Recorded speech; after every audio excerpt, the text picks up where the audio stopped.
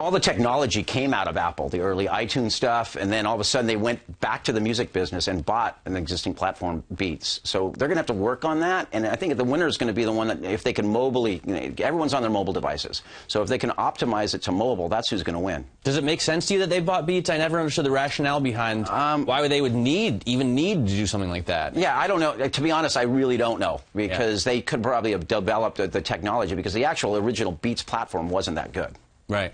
And they paid $3 billion for it. Jimmy Iovine's a pretty good salesman. Jimmy Iovine is a very good salesman. What do you think about the sustainability of Spotify? I mean, pretty much everyone seems to use that for this kind of service now. It's kind of the king of the hill.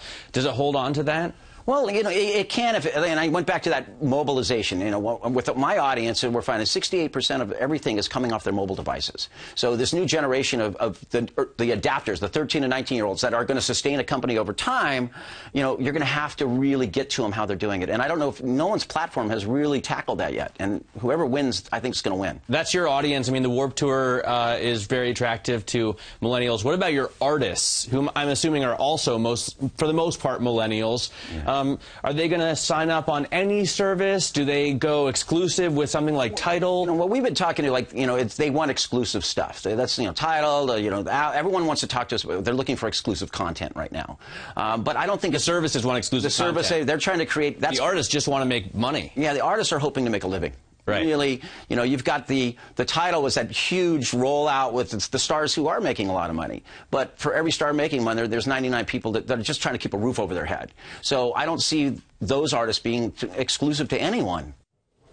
And Matt Miller joins me here on set. Please tell them what you were just telling me during this. So the Warped Tour has been around for a long time, and the kids that are going to it now are so young. They're, I don't know, 14, 15 years old now, that the parents get in for free. Kevin lets parents in for free, and he builds an entire separate tent or area for the parents to hang around in. It's called the reverse daycare, where the parents can kind of chill and listen to maybe normal music and watch TV or go on their iPhones, while the kids are listening to punk rock out in the tour. Yes, Geezer Central. Yeah. Who's playing at the Warped Tour? So there are a lot of young poppy punk bands. There's some hardcore, there's some metal, but it's basically a pop punk tour. So, for example, a band called H2O, which is a local New York pop punk band that I grew up with 25 years ago, is going to play there. And there are some bigger bands, so you'll occasionally get like a Bad Religion playing, but not usually that big. What about the Apple connection here?